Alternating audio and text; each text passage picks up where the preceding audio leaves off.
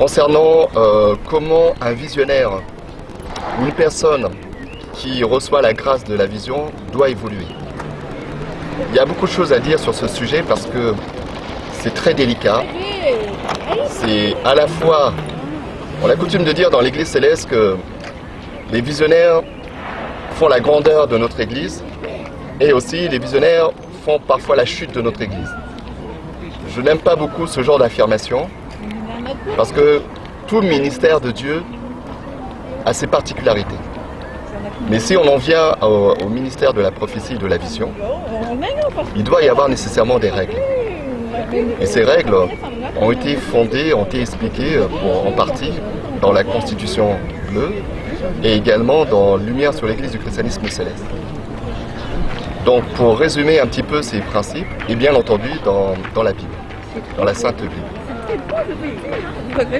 La Bible nous enseigne que c'est Dieu qui prépare quelqu'un à devenir prophète ou visionnaire. C'est Dieu qui met cette semence en chacun de ceux qui sont destinés à ce ministère. Si nous revenons à l'organisation de l'Église du christianisme céleste, l'Église céleste a différentes branches de travailleurs de Dieu. Donc ces branches-là correspondent aux branches des leaders, des prophètes et la branche des évangélistes. Et bien sûr, nous avons l'équivalence côté des femmes, sans parler de la branche bien sûr des évangélistes. Lorsque nous abordons ce problème de l'évolution des frères et des sœurs dans la branche des visionnaires, selon ce qui est expliqué dans ces différents documents que nous avons cités, une personne en qui nous constatons le don de Dieu de la vision doit subir un enseignement et doit également participer aux travaux de la cellule des prophètes et des visionnaires de sa paroisse. Une personne qui aspire au don de la prophétie va venir régulièrement à ces événements, à ces réunions, qui sont les cultes de force et de sanctification du vendredi, pour la manière dont on l'organise ici en France, et également pour toutes les réunions qui sont dans ce cadre-là.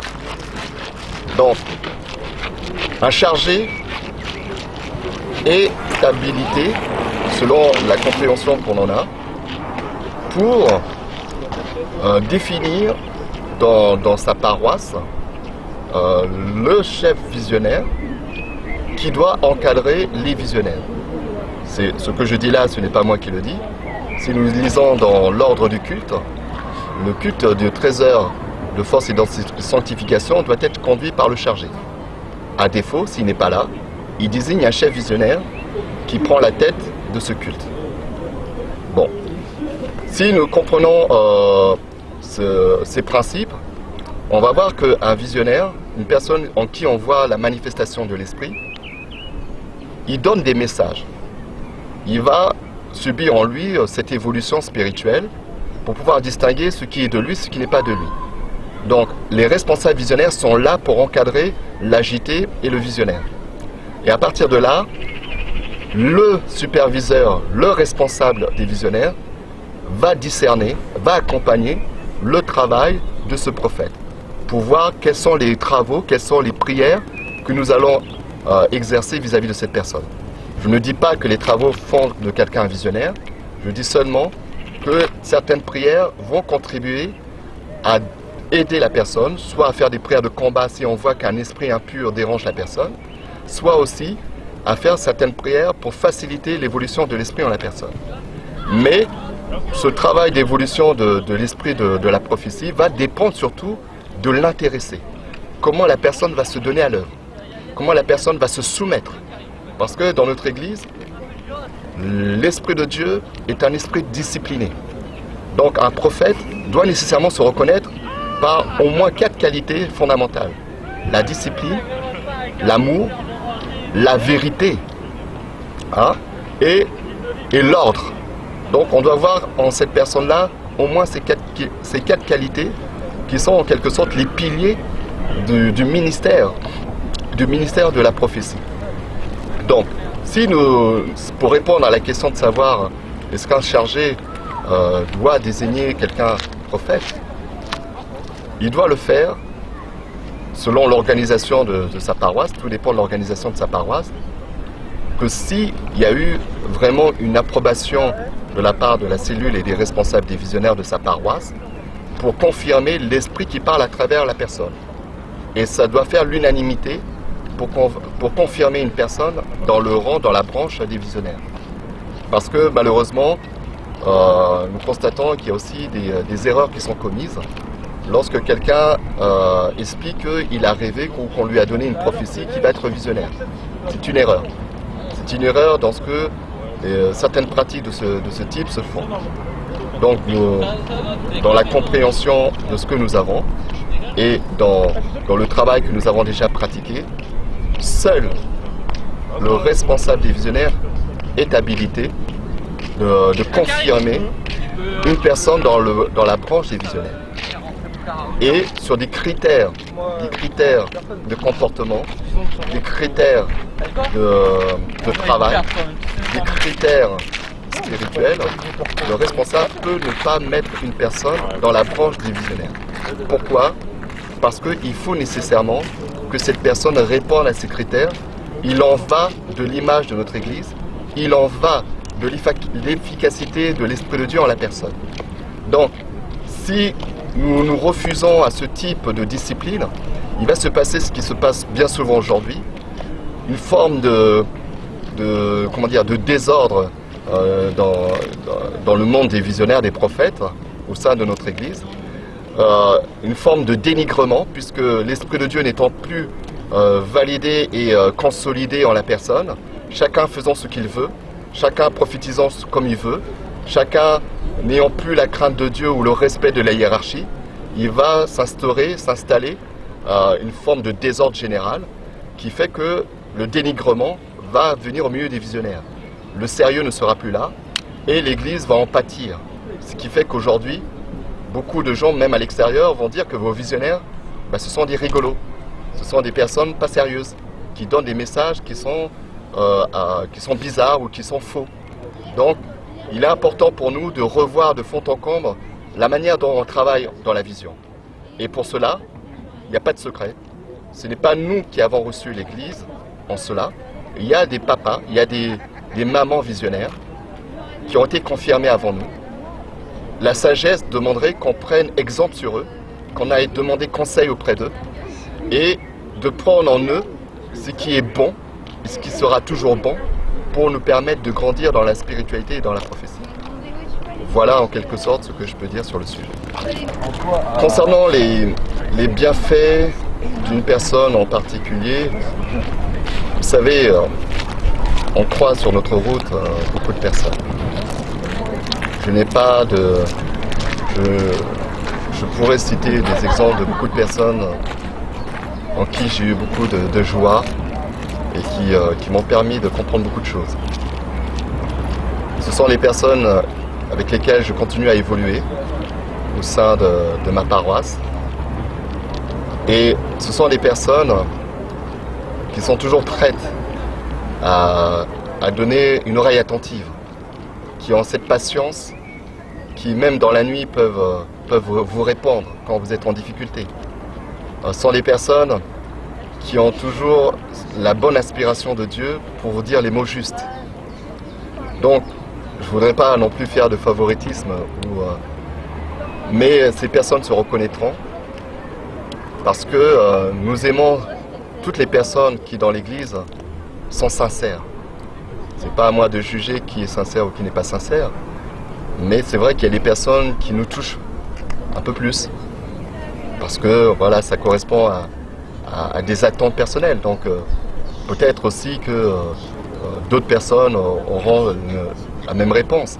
Mais je dirais que il y a des personnes, oui, qui ont su m'apporter de grandes choses parmi les dignitaires, comme parmi des non-dignitaires, parce que ce sont des gens que nous allons trouver dans les paroisses à n'importe quelle heure. Ce sont des personnes qui sont investies de leur mission évangélique. concernant mes activités au sein de l'Église, comme je l'ai expliqué précédemment, j'y suis évolué dans différentes fonctions, en assistant principalement les responsables de l'Église, à la fois les chargés de paroisse, à la fois également les maîtres de chœur. Et puis donc dans différentes tâches et missions, j'ai été amené à participer à des sanctifications de maisons, etc.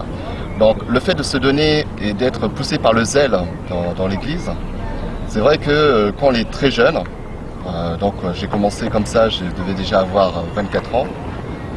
Donc à un moment donné, avec la maturité et la compréhension de ce que Dieu demande dans son travail, au début, on n'a pas forcément la capacité, parce qu'on est tout feu, tout flamme, à trouver le juste milieu. Mais au fur et à mesure, on arrive à faire la part des choses et à trouver surtout un point d'équilibre, et notamment quand on partage la vie avec quelqu'un. Donc à ce moment-là, le plus important, c'est de pouvoir poser des limites.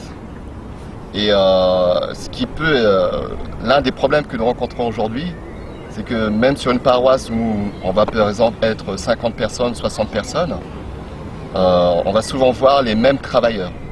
Et cela pose parfois des difficultés parce que ces travailleurs-là vont se donner toujours et encore. Et les fidèles vont également s'attacher à ces personnes-là.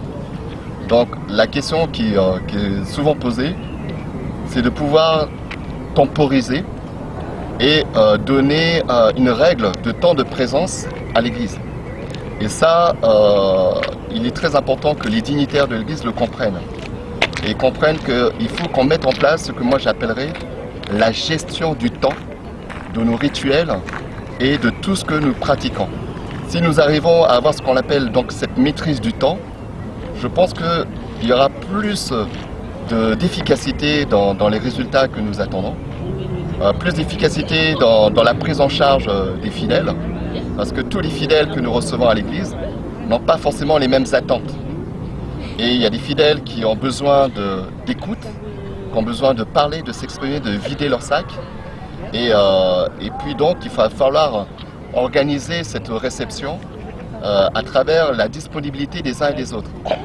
Donc l'équilibre entre la vie personnelle et la vie spirituelle, ça va venir, je pense, à mon avis, à mon humble avis, dans la capacité de se comprendre les uns envers les autres. Je pense que même si nous sommes que 5 personnes bien investies dans ce travail, les 5 personnes peuvent se donner un planning de présence. Et à partir de là, de permettre aux uns et aux autres de pouvoir faire le travail d'une manière juste et équitable. Voilà ce que je peux dire en quelque sorte. Je ne sais pas comment dire cela parce que la satisfaction, c'est une grande question. Comment être fier de ce que nous avons pratiqué dans l'Église? C'est une grande question et qui personnellement, je trouve, va varier dans le temps selon l'approche qu'on a de telle ou telle réalisation. Je vais donner un exemple. Typiquement, nous savons que dans l'Église, il y a les fêtes de moisson. Donc je me souviens, il y a de cela 4 ans, 5 ans, j'avais été nommé président de comité d'organisation d'une fête de moisson. Et comme souvent, c'est difficile à mettre en place un plan de travail, des équipes, une méthode de travail.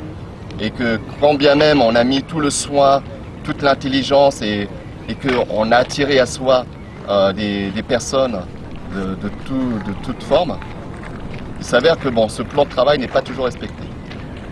Et l'une des grandes joies que j'ai eues à ce moment-là, ça a été de voir l'apothéose de cette fête et que les personnes présentes se sont réjouies, malgré les difficultés que nous avons rencontrées. Alors, sur le moment, bien sûr qu'on est satisfait de cette réalisation. Mais quelque part, dans le temps, on se dit, mais je suis satisfait de quoi? De ce que ma fête a eu un succès? De ce que Dieu s'est manifesté à travers notre équipe?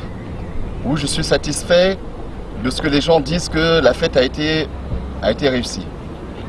Finalement, quand on réfléchit bien, avec le temps et avec le recul, ce qui m'importe, ce n'est pas tant le succès de la fête, mais ça va être par exemple de voir que des hommes et des femmes de Dieu qui se sont investis dans l'organisation ont tiré un profit spirituel, ont tiré un enseignement spirituel et ont su comprendre l'intérêt de travailler ensemble, l'intérêt de mettre la main à la pâte et de se dire que quelle que soit la réalisation, que ce soit une fête de moisson, que ce soit la mise en place d'un projet de fête, d'un projet d'évangélisation, d'un concert de chorale, quelle que soit la nature du projet, ce qu'on va remarquer surtout, c'est finalement le plaisir, la satisfaction, ça va être le plaisir pour moi de travailler ensemble, de contribuer ensemble, de se retrouver ensemble au sein de cette paroisse,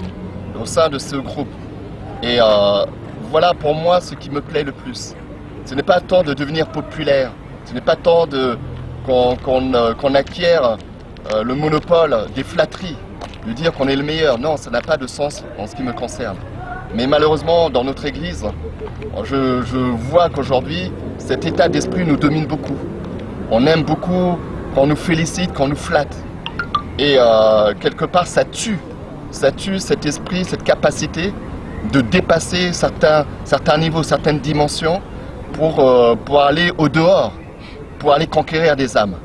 Et mon regret, si on me demande quelle est ma satisfaction, ma plus belle réalisation, je dirais aussi mon regret, c'est que nous restons cantonnés sur nous-mêmes. Je trouve qu'aujourd'hui, l'Église céleste de France ne sort pas de ces murs, ne sort pas pour aller au contact des Français européens, au contact des Asiatiques, des autres communautés. Quelles sont les activités ludiques que nous proposons pour nos jeunes? Quelles sont les activités, je dirais, paraspirituelles, comme on parle du parascolaire, paraspirituel, autour du spirituel? Quelles sont les activités que nous proposons? Des conférences, des séminaires pour la jeunesse de France, pour la jeunesse mondiale. Parce qu'il se passe aussi un phénomène que nous avons constaté depuis des années. Il y a une sorte de désertification des jeunes dans l'Église. On ne les voit plus. Le processus, il est simple. Hein. L'enfant naît dans l'Église, il grandit, il accompagne les parents parce qu'il est obligé. Mais à l'âge de 17 ans, 18 ans, pouf, l'enfant sait qu'il est en âge de dire non, et il est en âge de s'émanciper, et il délaisse l'Église pendant peut-être tout le temps où il va se donner au monde, jusqu'à ce qu'il commence sa vie active, et que là, il se souvienne peut-être que l'Église est là pour l'accompagner dans son évolution, malheureusement que sociale. Donc, est-ce que l'Église, finalement, notre Église d'aujourd'hui, c'est une Église de consommation? De la même manière que je vais dans un supermarché, je prends un produit sur un rayon, est-ce que nous sommes finalement entrés dans une spiritualité de consommation? C'est un débat, c'est une question que je pose. Devons-nous nous remettre en cause? Je pense que l'heure est venue à savoir se remettre en cause pour que nous ne soyons plus dans une attitude attentiste. Parce qu'un autre problème que j'ai également constaté dans notre Église, c'est que certains d'entre nous disent que l'Église céleste n'a pas allé conquérir le monde. Je trouve ça étrange pour une Église dont la mission prophétique est de sanctifier le monde. Quand je dis cela, nous entendons parfois le discours que ce n'est pas à nous d'aller chercher les âmes, ce n'est pas à nous de convertir les âmes. Celui qui vient à l'Église, soit il accepte l'Église, soit il sort de l'Église. Et tout le travail d'évangélisation qui doit se faire sur un fidèle, sur un nouveau venu, ne se fait pas. Et on pense que le simple fait de rester assis sur un banc d'église, une chaise d'église, va nous permettre à être transformés, à être changés. Non. Il y a tout un processus de travail, de groupe. Il y a plein d'ateliers, il y a plein de travail, d'enseignement qui aujourd'hui, malheureusement, n'est pas fait. Donc, qu'allons-nous attendre encore? Est-ce que nous allons attendre qu'un homme providentiel surgisse du ciel, ce qui n'arrivera jamais, à ma conviction? Ou est-ce que nous allons prendre en main le courage, comme cela a été écrit dans le livre du prophète Agé, de pouvoir avoir ce courage de restaurer ce qui a été malheureusement renversé par nos attitudes, par notre méconnaissance, par quelque chose un peu qu'on a mystifié, parce que qu'on le veuille ou non, on a mystifié beaucoup de choses dans l'Église. L'Église n'est plus spirituelle, mais elle est mystifiée. J'ai pas dit mystique, mais mystifiée dans le sens où on veut donner à l'Église des propriétés, des attributs qu'elle n'a pas dans sa nature. Et tel que le Seigneur, notre Seigneur Jésus-Christ l'a donné à Papa au chauffard. Il n'a pas donné notre Église dans certains phénomènes qu'on veut mystifier. Non. Et je pense que là, certaines paroisses parlent de réhabiliter l'Église, mais si nous revenons simplement à la compréhension même de ce qui a été écrit, de ce qui a été enseigné dans la Constitution, dans tous les documents officiels de notre Église, nous allons voir que nous pouvons nettoyer beaucoup de choses. Et que dès lors qu'on va sortir de la mystification, on va voir que notre Église va redevenir plus simple.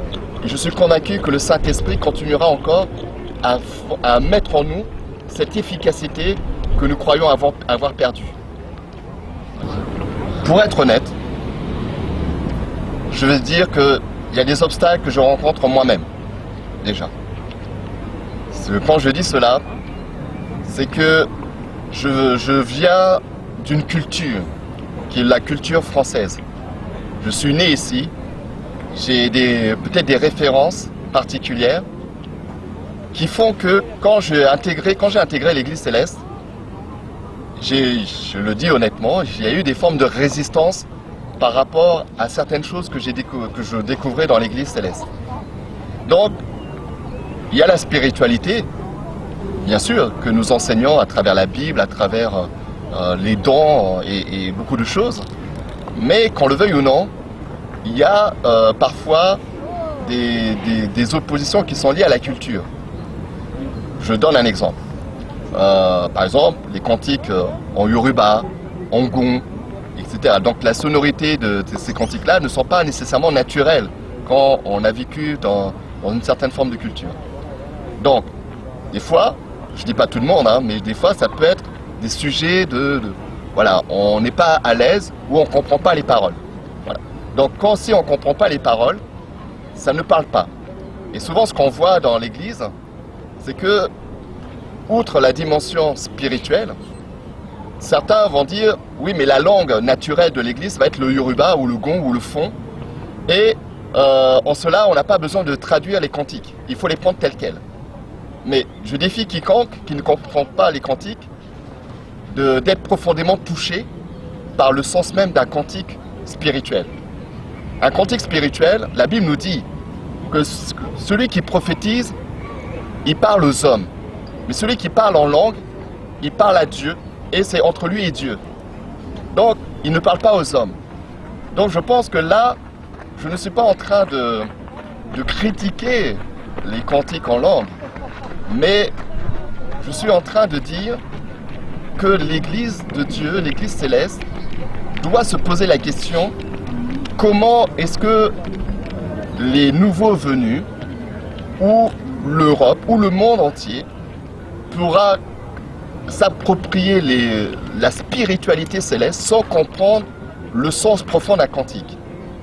Il est normal de vouloir garder les cantiques dans leur langue d'origine, mais il serait d'autant plus spirituel, et je ne dis pas seulement normal, mais spirituel, que les personnes qui sont les cibles, les populations qui sont les cibles de ces cantiques, puissent en avoir la compréhension de par leur intelligence aussi, pas seulement par le sens spirituel, de sorte que ces cantiques deviennent aussi leur héritage. Donc voilà une première forme je dirais, de position à la fois interne mais aussi externe. Ce que nous rencontrons souvent aussi dans le travail de Dieu, en forme d'obstacle, ça va être la non-ouverture. La non-ouverture sur ce qui existe autour de nous. Je donne un exemple. Aujourd'hui, nous sommes en 2017 et nous allons voir qu'il y a le développement technologique. Donc, pour pouvoir diffuser le message évangélique, il serait normal de pouvoir diffuser à travers les outils que sont Internet et autres moyens technologiques actuels. Bon, il ne s'agit pas seulement de donner un enseignement évangélique au sein même de sa paroisse. Malheureusement, je vois que dans l'organisation que nous avons au sein des paroisses, le temps, les ressources dont nous disposons ne se cantonnent qu'au rituel. Le rituel accapare l'énergie des bonnes volontés qui sont dans l'Église. Bon. Donc, lorsque nous observons cela, on se dit, mais à quel moment on va pouvoir évangéliser déjà à travers des cours bibliques, parce que même les cours bibliques aujourd'hui commencent à disparaître au sein des paroisses. Il n'y a plus cet enseignement fondamental qui est de transmettre la parole de Dieu de manière limpide, de manière pédagogique au sein de cours. Donc nos paroisses sont aujourd'hui en France défaillantes de ce côté-là. J'en parle en connaissance de cause pour pouvoir visiter un certain nombre de paroisses ici et là. Et à chaque fois, lorsque j'en ai l'occasion, je pose toujours la question, est-ce que vous avez des cours bibliques? Et force est de constater que sur 5 paroisses, il va peut-être en avoir une seule qui organise des cours bibliques. Et quand je dis 1 sur 5, peut-être même qu'il y en a beaucoup moins. Donc, si je reviens aux obstacles de la fonction que je peux occuper aujourd'hui, par la grâce de Dieu, consiste à encadrer des prophètes, notamment, mais pas seulement. Ça consiste également à prier pour des frères et des sœurs. Et lorsque nous prenons en main des fidèles, on va constater qu'il y a des lacunes. Il y a des lacunes parce que chacun vient d'univers différents. Il y a des personnes qui ont connu l'Église catholique peut-être, mais d'autres qui n'ont pas été catholiques. Il y a des personnes qui ont été musulmanes. Il y a des personnes qui ont été des animistes, donc qui n'ont pas de culture chrétienne. Donc pour pouvoir remettre tout cela à niveau, il me paraît nécessaire de poser des cours, des enseignements religieux au sein de toutes les paroisses, et que pour ce faire, il faut nécessairement valider les pédagogues, les enseignants, et constater en eux qu'ils ont déjà ce premier bagage spirituel et pédagogique concernant la parole de Dieu, concernant les fondamentaux de la foi. Donc, je dirais que ça peut être des obstacles. Mais il y a encore d'autres obstacles. On a parlé de la culture, il y a aussi une certaine forme de compréhension de l'œuvre. J'ai constaté sur certaines paroisses que certains responsables se limitent dans l'œuvre uniquement à la manifestation des dons charismatiques. Et pour eux, évangéliser consiste seulement à avoir des messages de la part des prophètes. Et puis voilà. Parfois, on va faire des conférences, mais pour beaucoup de paroisses, leur pilier fondamental va être la vision. C'est vrai que la vision s'accompagne bien sûr de l'enseignement et que l'enseignement s'accompagne de la vision. Mais malheureusement, force est de constater que beaucoup de nos fidèles gardent ça comme une certitude et restent dans cette dimension-là du premier contact de leur foi avec seulement le charismatique. Donc il y a beaucoup de choses à voir, il y a beaucoup de choses à organiser et je prie Dieu que cela puisse se faire encore autrement.